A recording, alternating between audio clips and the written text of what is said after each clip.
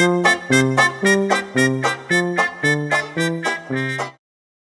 known this guy for a long time, and he's one of those guys that like he just talks shit. And it's like, I can just stand up. Like that funny guy at the office, and I can just stand up. Look at my hair. And my hair. So I mean, so we called his bluff, but I'll give you the. Ronnie, it's not Ronnie. It's not Ronnie. Ronnie. Ronnie. No one's talking. Ronnie's going to be here until next Thursday. No, this guy, and look, as much as I give shit with his silly hair and his silly faces, he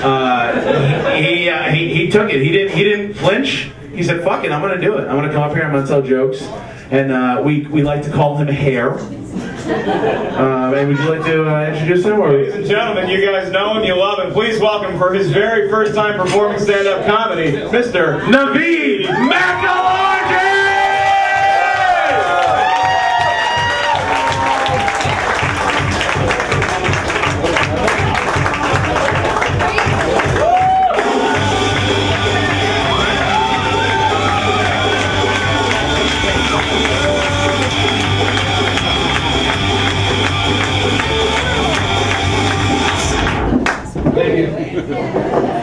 Hey guys.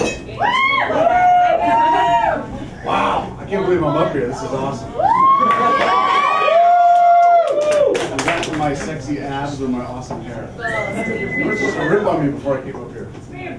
Thank you. Ah, nice. This is my first time doing stand-up. I asked a lot of these guys in the back a little bit of advice about where they get their influences for humor, and a lot of them said the same thing. A lot of comedy comes out of telling the truth. So, for my first time doing stand-up, I'm just gonna go out and tell the truth. Hey, look, microphone. Yeah. Let me tell the truth. So here it goes, even if it hurts. I have one nut.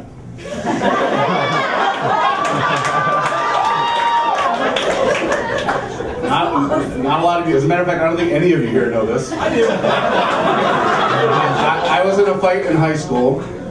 I got kneed in the balls. Believe it or not, I won the fight. Imagine what that guy looks like if I lost a nut and he lost the fight. But kids are mean, and they come up with mean nicknames, and they really come up with mean nicknames for guys who have one nut. Like, one nut. Cyclops. Uno. Uniballer. Lefty, righty, because they didn't know which one it was. And my favorite was Padiddle. I don't know if you guys know that game.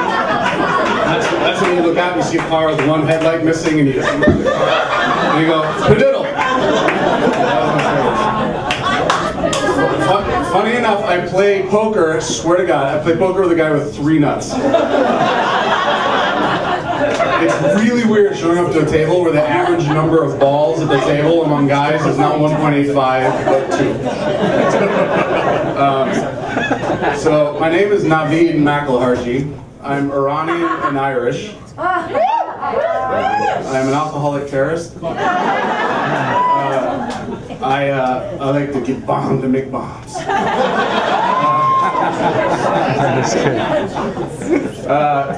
It's funny though, there's not a lot of Iranian Irish people. As a matter of fact, I can probably think of 3, my brother, sister, and me. And we just, want some Johnny Walker Black and some Syntax. There's probably fewer Iranian Irish with 1 nut. My uncle has 1 nut, but he's only Iranian, so therefore he is not as original as me.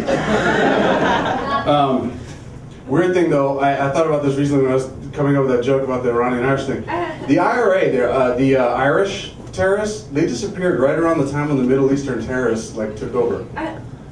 Which I thought was kind of odd. Like, do you think these guys sat around and go, wait a minute, they get 47 virgins, I get a fucking pint of Guinness, a potato, and a cranberry CD. Fucking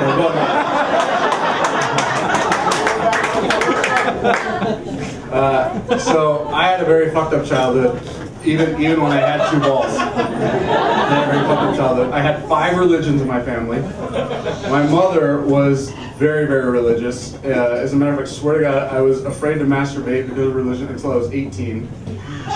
Conversely, my father was a drunken alcoholic, bipolar sex addict. And that was my influence growing up. It's weird though because I have two out of three of those things: drunken, bipolar. I'm not a sex addict. My wife won't allow that to happen. But, sorry, I'm just kidding. I do have 3 kids that have proved that I've had sex 3 times. I just had my 3rd kid. Thank you. It's funny though the influences that you see in your life growing up and how they affect your kids and everything else. As a matter of fact, recently, this was about I don't know a year ago. My son is telling my daughter, McKenna, you can't say bad words because she was saying stupid. He goes, you can't say stupid. It's a bad word. You can't say stupid, and you can't say fucking, and you can't say shut up. And I swear, she looks at him, she goes, my 2-year-old daughter looks at him and goes, shut up, fucking stupid. And that's why I get along with my daughter.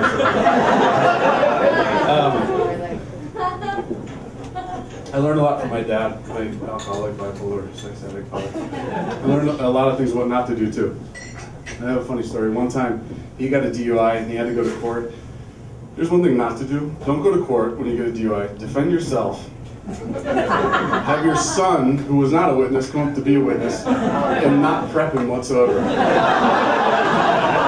I swear, true story. So they sit me to the side while they do some of the court proceedings. I don't hear what's going on. He brings me up and he goes, I swear, brings me up, I'm the witness. And he goes, Navid! He's very dramatic. Navid! What do you see here? What? Navid! What do you see here? I don't know. Your hand?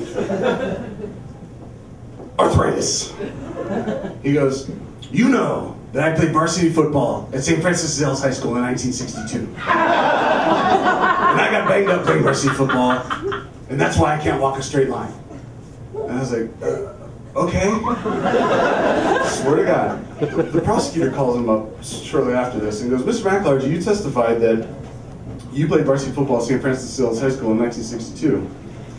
He goes, yes. He goes, would it surprise you if I told you that I played football at St. Francis Xavier's High School in 1962 and you were not on the team? And my dad looks at him and he goes, what's your name? He's like, Bob Gella. He's like, Bob. Oh, hey, how you doing? So, I'm going to leave you with one final thing. Christian is getting married, and I made a joke earlier about not getting a lot of sex when you're married, which actually is true. And Mark, he's trying to get to second base. But to prove that that's true, my wife, who's here tonight, only found out 5 minutes ago that I, in fact, have 1 ball.